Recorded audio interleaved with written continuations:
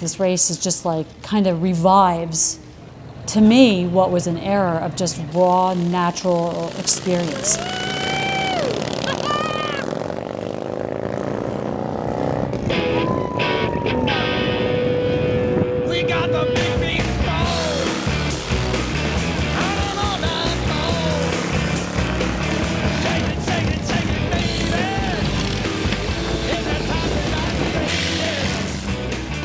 The race of gentlemen is so much more than just a race. It's a time travel event, essentially. You know, you can be a racer, you can be a spectator, you can be part of the crew or part of the staff, and you know, every bit of the event feels like you've just kind of stepped back in time.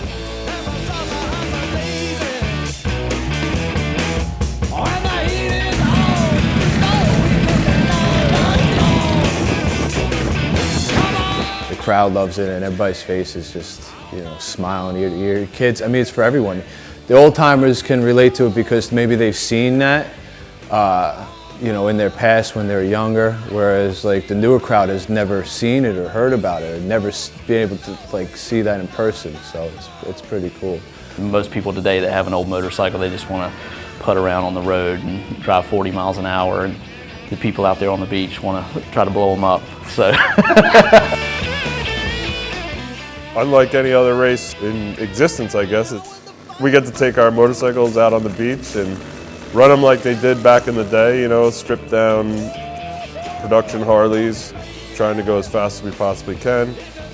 There's just so much energy everywhere because it's all kinds of like cars revving up and bikes revving up and you know, your friends all around you, and just so much that I don't even know how to explain it. It's really something.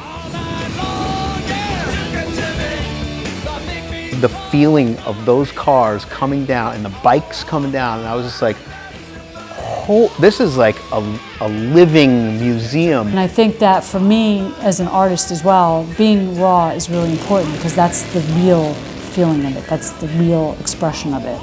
People that come in from all over, you know, and put on a show, or you know, swap stories and shake hands and leave something. People from all over the world, from all over the country. Like, it's just a big group of friends and family that meet up every year. I need this in my life. I need to be a part of this.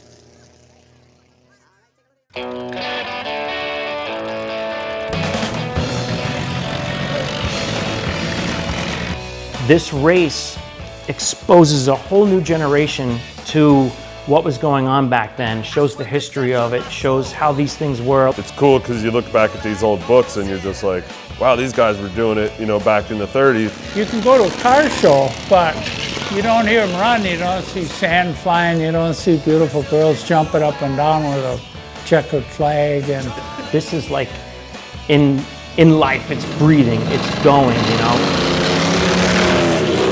Like they're actually moving and racing, and people were dressed, and this is like at like 8 o'clock in the morning. I'm just like, wait a second. I'm like pulling my camera out and I'm like trying to like put lenses on. It was a game changer. It was like racing on the beach on a bike. You cannot describe that to somebody. The fans are 6 o'clock in the morning, we're forming up, and the fans are starting to roll in because they want to get good seats. The requirements for Trog are pretty specific. They are, you know, pre-1947 motorcycles and pre-1936 cars.